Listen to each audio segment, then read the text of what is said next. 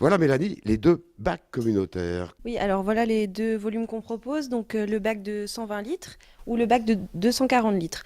Alors en fait au début ce qui était prévu c'est que ce soit plus en fonction de la composition du foyer, donc de 1 à 3 personnes le bac de 120 litres et plus de 3 personnes le bac de 240 litres. Au final on s'est rendu compte que les usagers préféraient peut-être un bac plus petit malgré qu'il soit plutôt 5 personnes dans le foyer. Donc on s'est dit que au niveau du volume de bac, il n'y avait pas de consigne finalement. Donc on donne les bacs en fonction du choix des usagers finalement. Quand on va faire la collecte des poubelles et des bacs, on peut mettre ça devant à la maison. On n'a pas à le mettre à l'extérieur sur des zones de collectage. Alors il y a des consignes précises, hein. Normalement, en fait, ce qui est prévu, c'est que c'est une collecte en point de regroupement et non en porte-à-porte. Donc Ah, les points de regroupement ont été définis donc, il y a déjà quelques années avec la disposition des anciens gros conteneurs verts. Donc on demande aux usagers quand ils prennent un bac, de le sortir et de le mettre à cet endroit-là. Par contre, c'est vrai que si le camion passe devant leur habitation, il n'y a pas de raison qu'il ne puisse pas être collecté devant chez eux.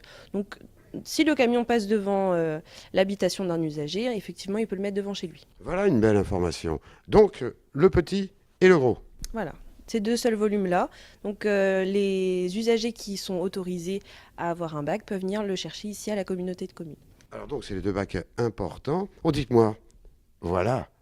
Alors ça s'appelle comment? Alors ce sont des composteurs individuels. Allez, on va les voir, Mélanie. Alors, Mélanie, après les bacs, le fameux composteur. Alors ça, c'est un produit qui fonctionne très très bien, mais qu'est-ce qu'on met dedans? Alors, ce qu'on met dedans, ce sont les déchets fermentescibles, donc tout ce qui est reste alimentaire, donc épluchures de légumes par exemple, reste alimentaire, j'entends les pâtes, le riz par exemple, pas de viande, ça peut attirer les nuisibles. On peut également mettre de la végétation, donc tonte de pelouse, feuilles mortes, ce genre de choses. Également des déchets de cuisine, donc par exemple des essuie-tout. Donc on a une brochure ici à la communauté de communes. Quand une personne souhaite avoir un composteur, on lui donne la brochure avec toutes les explications à l'intérieur. Et le but, c'est tout simplement faire du compost. Et principalement aussi de réduire les ordures ménagères, le volume d'ordures ménagères, puisqu'il y a environ 30% de déchets fermentescibles dans une poubelle d'un usager en fait. Donc Je peux ces vous... 30% là peuvent être détournés justement des ordures ménagères vers le composteur. 30%, je peux vous poser une colle. Vous en avez vendu, entre guillemets, on sait qu'on doit avancer 20 euros, on récupère, etc. Il y en a combien dans la nature de ça? Surtout dans les jardins. Il y en a environ 4000 aujourd'hui 4000, mais c'est pas rien. sur le territoire de la communauté de communes en tout. Depuis 2004, c'est mis en Donc place. les gens compostent, diminuent les déchets indirectement, et pour eux, pour leur Euh, jardin. voilà, donc ça peut servir effectivement après d'engrais naturels pour leur jardin. Voilà, compostage, engrais. Euh, c'est le plus gros ou il y a les plus petits? Alors celui-ci, c'est le plus gros volume, il fait 800 litres, mais il y en a un plus petit qui fait 320 litres. Donc celui-ci est mis à disposition en échange d'une caution de 20 euros, et le plus petit, celui de 320 litres, est mis à disposition en échange d'une caution de 10 euros. Alors, la caution, ça veut dire quoi?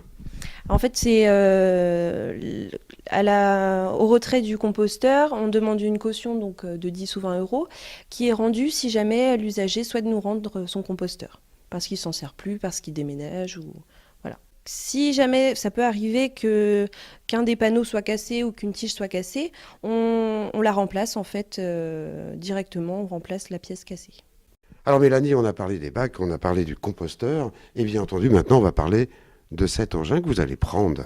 Voilà, avec un numéro. Alors ça, c'est le fameux. C'est le badge. C'est le badge qui permet l'ouverture des conteneurs collectifs pour les ordures ménagères en fait. Donc ce badge-là est à présenter à chaque fois qu'un usager veut déposer ses ordures ménagères en sac dans la colonne. Alors il y a un numéro dessus, ça veut dire quoi?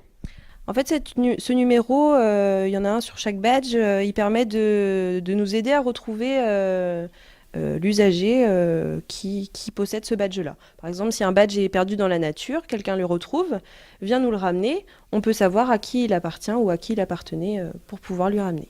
Alors le badge, si je le casse, comment je fais? Alors, si le badge est cassé ou perdu, on peut en redonner un autre.